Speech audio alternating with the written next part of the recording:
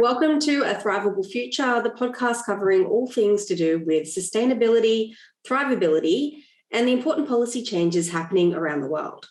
Hi, I'm Rebecca from the Thrive Project, the not-for-profit research and advocacy group. I'll be your host as we talk with our experts and special guests about all the thrivability matters affecting the world today. Before I introduce this week's guest, I'd like to recognise Aboriginal and Torres Strait Islander peoples as the first peoples of this place, now known as Australia. We respect the elders of the past and present, and we are grateful for the continuing care of the lands, waterways and skies where we listen, learn and thrive. This week, I'm pleased to welcome Dr. Anneloes Smitsman. With a list of professional and academic accomplishments a mile long, Anneloes is well versed in systemic barriers to change and how to achieve societal transformations.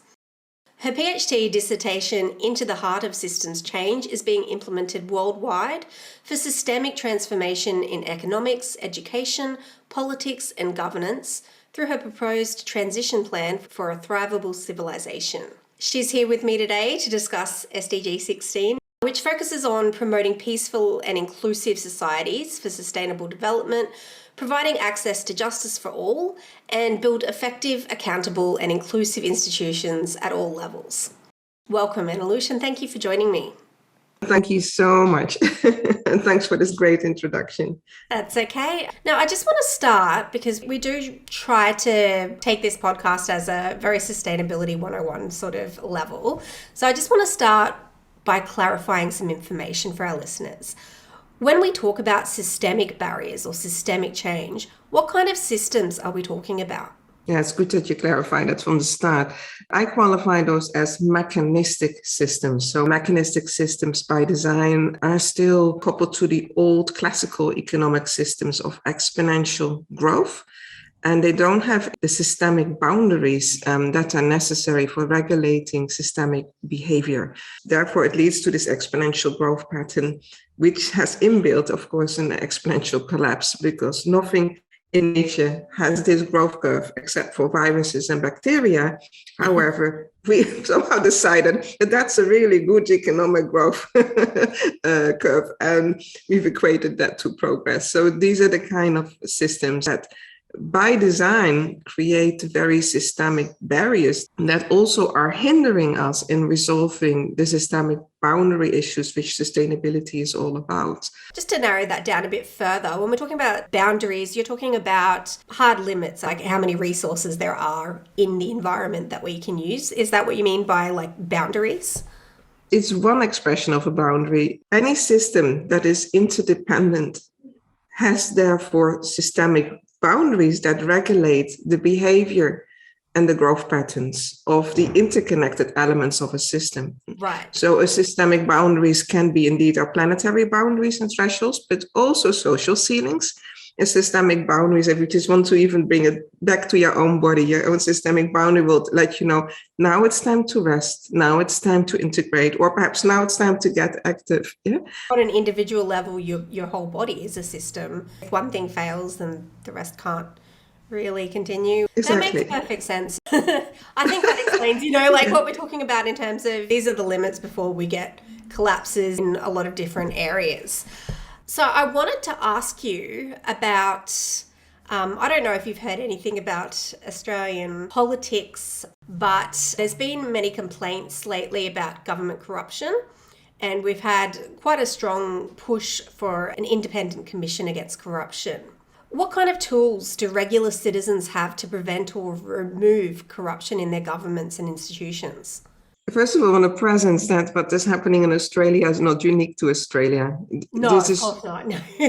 We are really in a time where so much corruption is being revealed worldwide. I travel a lot. I just came from Europe. It has its own scandals. I'm now calling for Mauritius. Also, corruption is being revealed. So this is an ongoing process, of course. So the first and most important tool is who you vote for. It starts as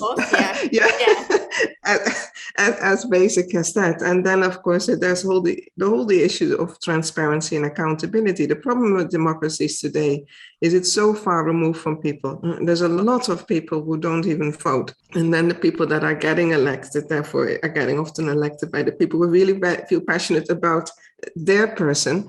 And the problem also with, of course, democracies, they are pluralistic by design. So there's still so many winners and losers. I think the Australian political system suffers from this same design as well.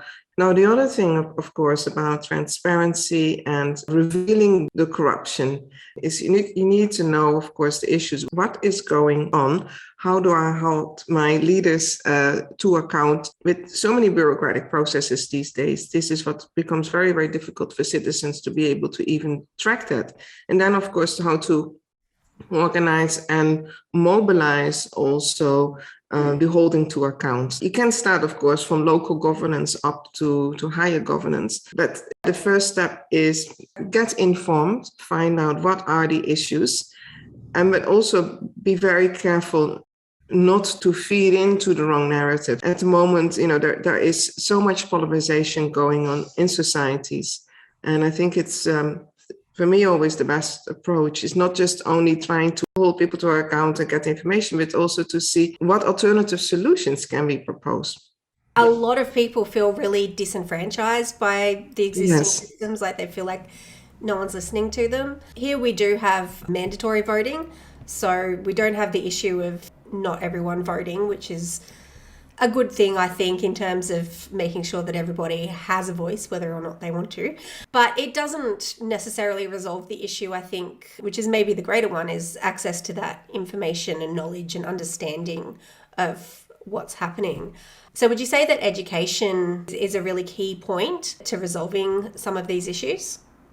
It is a key point, but also I think most importantly is the culture. Corruption always takes place in a culture, and cultures are grown by people. So what's the culture of trade-off? Where are these shortcuts taken? Where are these vested interests nested in? And making that visible. So you do need some strong civil society groups that are able then to reveal what are the vested interests that are driving this behavior of corruption, and how to let your elected leaders know that that's not okay. I would say education is important, but it's the culture again of education, and that means from a very early age, encouraging students to have their voice, to raise questions. So just an education, for example, that has a top-down approach that creates more followers is not helpful at all. Actually, that feeds into the culture of corruption. So you need really engaged, active, participatory, reflective, learners and teachers too. It's a whole society look. You can't just focus only on one institution. That's why I'm saying, mechanistic systems. Mechanistic systems are prone to a lot of corruption at the end because they're driven from the top down. Yeah, I think that's one thing that we get very ingrained in doing things as they've been done without necessarily looking to see if they still are serving our needs. That's something that maybe needs to be better looked at worldwide. It's interesting that you mentioned the cultural aspect to that education, because one of my previous guests actually spoke about homeschooling and a different style of education in which children are granted a lot of agency to self-direct their learning. And I think that definitely ties really well into what you're saying there. I can see parents at home really struggling with that as well, though, because when you've got young ones and you're really busy, it can be really hard to stop and have the time to think about how you're affecting your young one's mind view. I homeschooled my oldest son until he was 6. With the youngest, that was more challenging because of time, because I had to work as well. But I also took an active role in their education. So I gave a lot of training to the schools. Again, my commitment is always, on the one hand, help for the co-creation of the new systems, that carry a different design principles based on living systems. And secondly, work also within existing institutions to help the transformation that needs to take place there. So as a parent, if you are not able to homeschool your child, but there are still a lot of ways in which you can be engaged in the learning process actively in terms of their homework, take an interest in what they're learning, go to their school, and even with parent committees so that you have an active voice there as well. So there are many different ways, but the involvement in your child's education really starts, first of all, of course, with your relationship. I spent a lot of time with my children also learning in nature, taking them out into the forest, let them develop their own relationship with life. And I think if you give that as a foundation first, again, that cultivates also an attitude and also a sense of confidence for the child that in themselves. And I think this is where the relational capacities, the life skills are so incredibly important. We are way too focused on just this knowledge society, not a wisdom society. Right. I've learned a lot from the Australian Aboriginal people when I lived for 8 years in Australia. And I really, really respect how their sense of education really starts from the community up first, and the traditional knowledge, so that the land grows you up, for the children to know that they're part of this earth, really. They have their belonging, that their identity is fundamental, and based on nature itself. So education is also about identity. Who am I? What does it mean to be human, especially now in this difficult and challenging time? Yeah. I can see how taking them out in nature would also help form that understanding of existing within a system as well, and seeing, how it all interrelates. So I can see how that's a very natural way for them to form that understanding and not see things in an isolated view. I often engage in conversations with people, and I'll find just about things like having taxes and things like that, where people will go, well, I don't use public transport, so I don't want my taxes to pay for them. I find that it's really because they're not seeing a direct benefit. They don't see how the whole system works and how, having people who maybe use those public transport to go to other jobs and maybe work at the retail stores that they shop at, or, there's just so many things that other people are using that also helps them. But because it's not direct, they don't see it.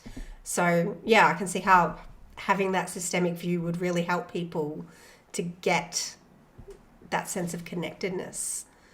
It's a very good point that you're now raising, and it also brings me another concept in Australia that I really love is custodianship. In America, you call it stewardship. But this aspect of custodianship, this caretaking, if you have a welfare society, then how are we all going to contribute to the welfare of us all? But then comes, of course, up the issue of corruption again. So if people are feeling, well, I am willing to contribute those taxes, if there is a fair distribution system, and if they then feel that that's being shortcut by other vested interests, then it breaks down, of course, the trust as well. People need to, or children especially, if they start to learn about systems, living systems, and nested interdependencies, and how these interdependencies is a culture of relatedness. And then they're not having then this technical view of a system, which then again makes them so removed from the processes. Watch for the pattern that connects. With my kids, that meant when we go shopping, become aware, where does this come from and how does it come on the table? And if we're buying this instead of that, what are the consequences and why are we doing this? There's also a growing movement, for example, of true pricing now. Well, what's the true cost of a product? What do you mean by true cost of a product? Well, for example, there's a lot of cheap products on the market that come at a huge environmental cost, but also Right. social cost. There might have been child labor involved, using resources where there is no regeneration back to the land, to the environment. And so most of our products that are being supplied, there's not a true costing, which is why we're having a whole sustainability problem. But then again, the other problem behind that is if we're putting the true costing and true pricing on it, is that it can become extremely expensive for people as well. And then people will complain that's just for those who are already very wealthy. Can afford it. Yeah, exactly. Yeah. Here we can see already that the issues that we are now faced with, sustainability itself as an issue, is complex. It's hugely complex. You can't just focus on one element. There are so many interdependencies here at play. But coming back to what we're talking about, education and children, and for people to understand this interrelatedness is really, really important, especially right now when tough decisions have to be made about how are we going to steward our planet together. What is going to be a fair distribution of the resources that are left? There are limits to growth that we are constantly ignoring. So we're going to move in a process where we're going to have to contract in some ways the ways that we've been living. We are already seeing so many crises right now. First, of course, we came out of the COVID pandemic. Now there is the whole war in Eastern Europe through the invasion of Ukraine by Russia. Yeah. Climate change is getting worse. So I think it's important here too that people start to understand that we're going to have to pull together with all that we have in order not to collapse. We're coming face to face with our own possible extinction. I think that worldwide there is definitely a strong will towards addressing climate change in particular, because we are starting to see some of the consequences of it. Here in Australia, we've had a lot of extreme weather events. Back in 2020, we had the bushfires.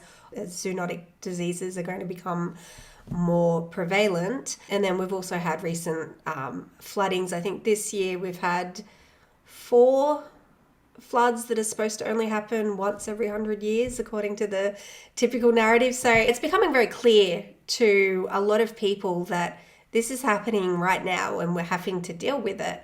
The issue is, I think, that because of the systems that exist, it's hard to find ways to actually address the issues. There's a big question of, okay, what do I do? And, people will get on board things like recycling, and they'll hear the messaging and go, okay, well, I recycle.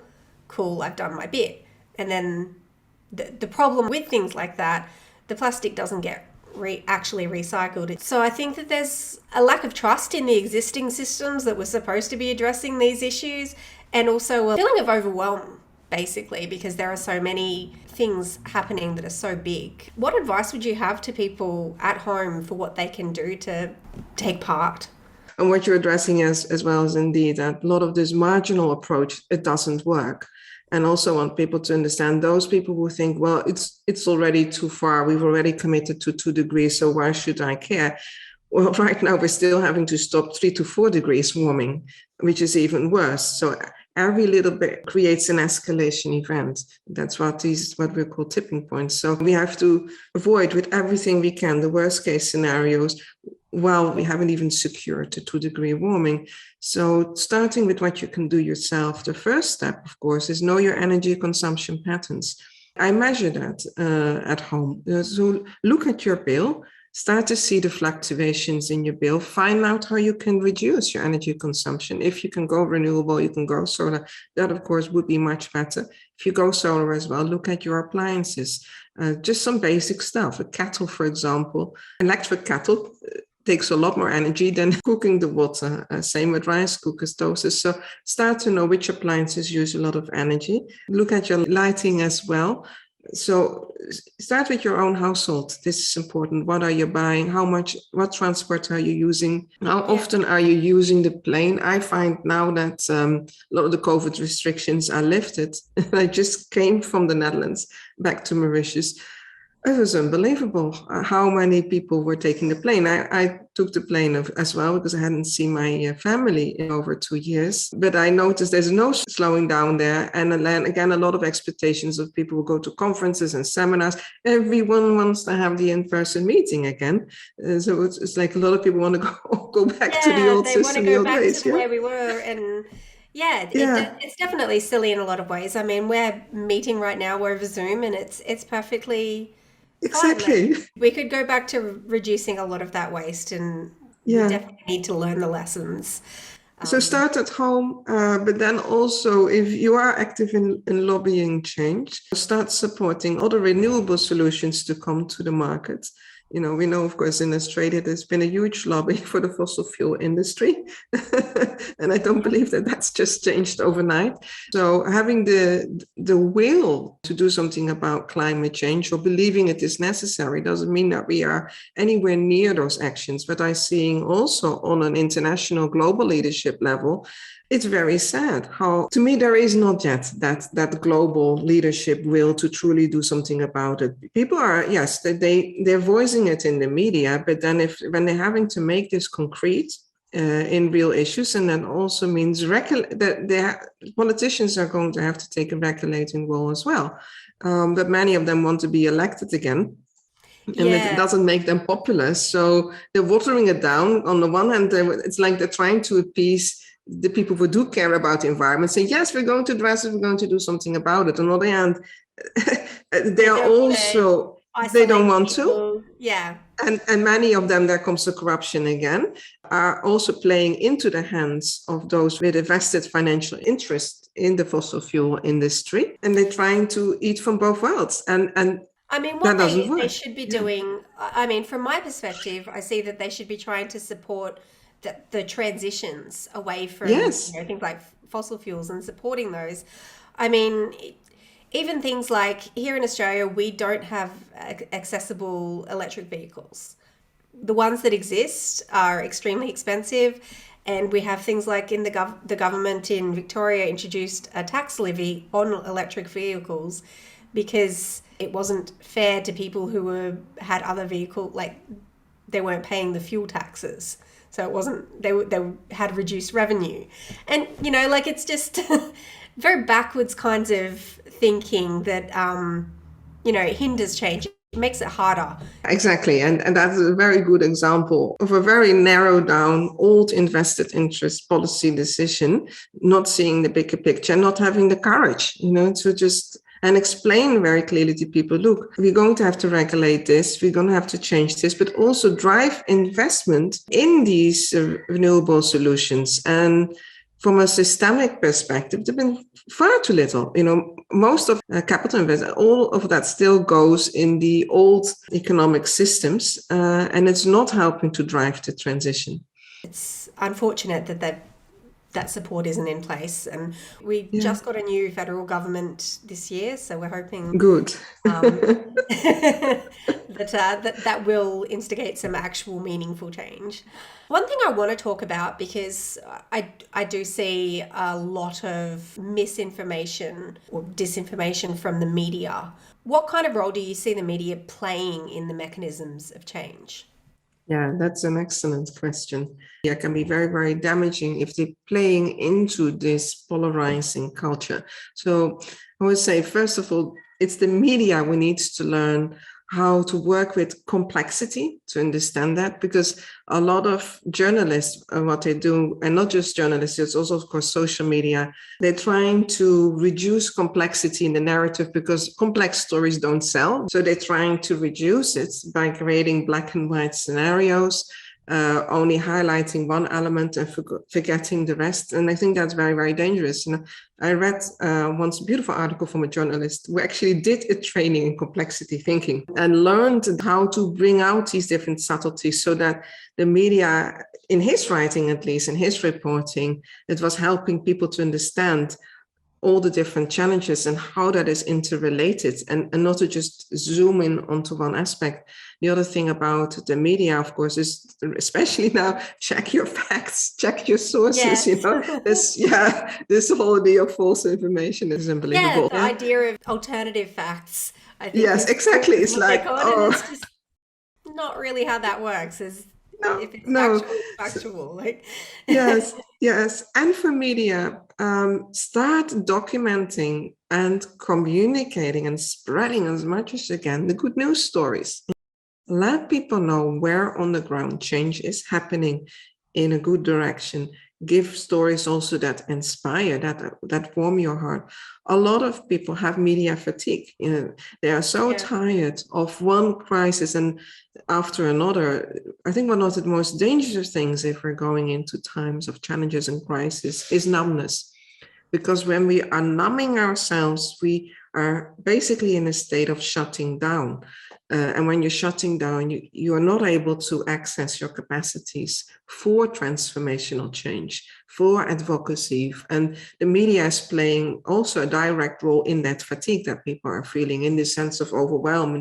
Make visible where the change is happening. Acknowledge and celebrate the people who are making a difference. Document their stories. And I still find myself as well, when I work with the media, how challenging it is to get those stories through. Tragedies and things like that, they draw more attention. That's probably an issue because most people want something happy. And also, if you can show people how other people are doing things, then they can model themselves on that, because I think that that kind of model is what's missing for a lot of people. Is, it's okay to look and go, okay, I know I need to change, I recognize that, but I'm not seeing other people doing it, and being the first person to do something, it tends to be a bit scary because you don't know exactly if you're doing it right. Spotlighting those stories could have like this real follow-on effect where more people start to emulate that, and it inspires bigger change. So that would be great to see in the media, I think. That does actually bring me to another point, that it is easier to spot problems in our systems, and it's harder to come up with solutions, particularly effective ones that aren't just swapping out one bad thing for another. So, and you, of course, have worked on instigating societal change. So what kind of methods have you found to be most effective? Not just one, but again, a combination of different methods. So one of them was I've worked to create, for example, educational sustainability programs for secondary and primary schools in Mauritius, to make other kinds of educational systems available, helping schools to create a school garden, school projects, develop ecological literacies and competencies, actively trained a lot of teachers in systems thinking, system dynamics, always with a multiple of different methods and strategies. On the one hand, education.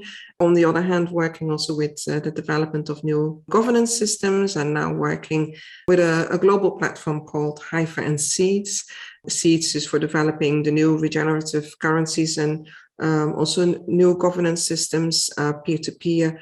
Haifa is a platform globally for developing the new DAOs, decentralized autonomous organizations, where we're working on Web3 technologies and tools. So giving more people more voice and more ways of coordinating their capacities, their potentials, and also resources.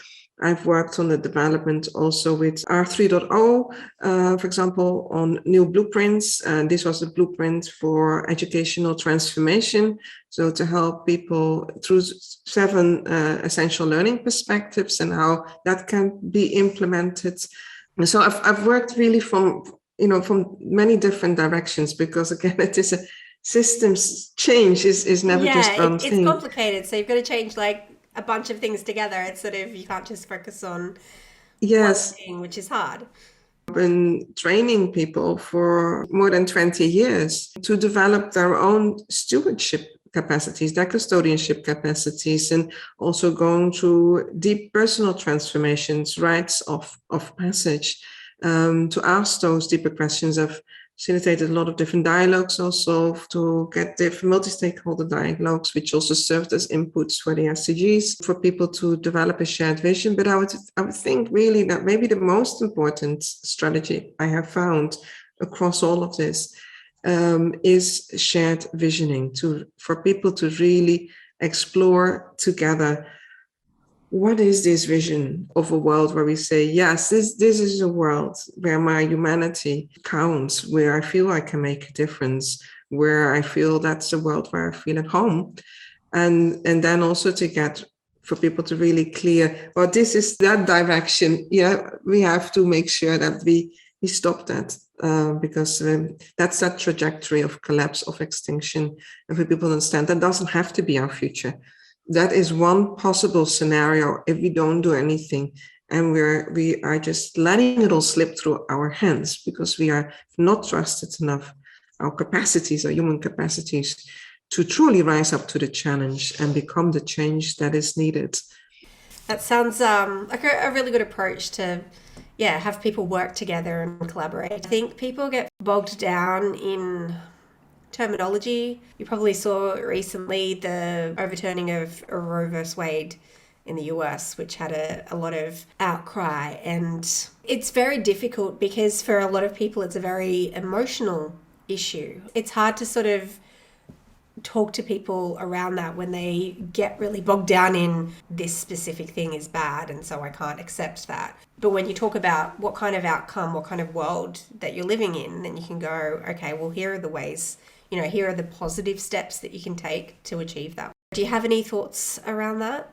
Roe versus Wade, if you're looking at it, I find it unbelievable that judges are politically appointed. The issue starts again there. If you take a systemic approach, to me, judges, they should never have that political affiliation and that much power. To me, there's something structurally wrong in the legal system. So I just want to bring that up first. Because it's not just Roe versus Wade. After that, we had the ruling against the EPA being able to have the powers and the means to take the decisions that are necessary. Yeah, exactly. Yes, exactly. So it's just across the line. You see, the legal arm always had to be the arm that really served as a balancing of powers. And instead, it's now being just a playboy of political forces and ideologies. And I think that this is just incredible. So we really need to it seems to represent a real division between like the will of the actual people and the systems and mechanisms that are in place. There was no popular base support. Indeed, across the line, people were not in favor of this ruling. And in America, we're seeing again it's one issue after another, the increasing violence as well. So there you can really see how a society is going into quite an advanced stage of self-destruction and becoming more and more polarized and divided. And this is why on one hand, it's driving change for different governance institutions and adjustments of many of the constitutions as well, a different role envisioning also for legal systems and not just punitive, but much more as an enabling regulating capacities for driving systems change. So it's a full view of understanding for where we are going now. We're not in normal times. We are in crisis times. It is getting worse, the issues. It requires a different kind of leadership, a visionary leadership, courage, but it also requires understanding the consequence of actions.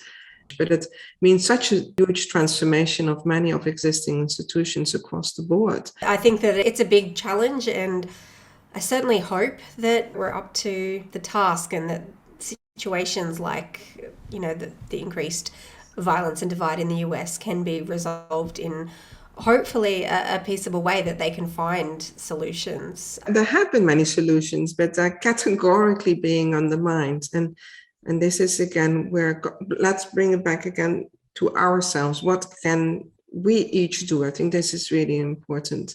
So first of all, be well informed, learn about the issues, but continue to trust in your own humanity. How can you be an inspiration for change? Even as small as in your own local community. Yeah?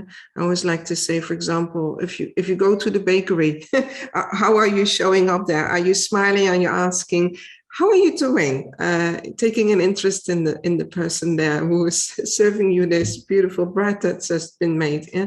It starts as simple as that. When a lot of violence comes in cultures of isolation, in cultures of distrust, and cultures of polarization.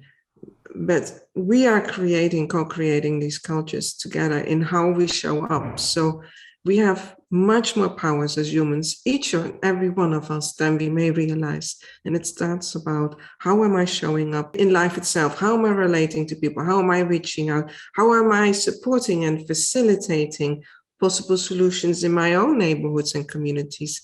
And then also, you mentioned before that sometimes people are scared to pioneer because they're asking themselves, am I doing it right? Yeah.